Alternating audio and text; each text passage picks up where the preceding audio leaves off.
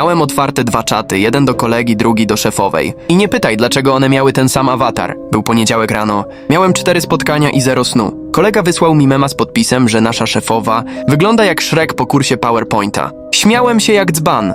Chciałem mu odpisać memem z komentarzem, ale przypadkiem wkleiłem go do czatu z szefową w tej samej minucie, w tym samym czasie, w tym samym życiu. Zobaczyłem, że odczytała i zniknęła na 3 godziny. W międzyczasie napisałem testament na Teamsach i zmieniłem nazwisko w Slacku.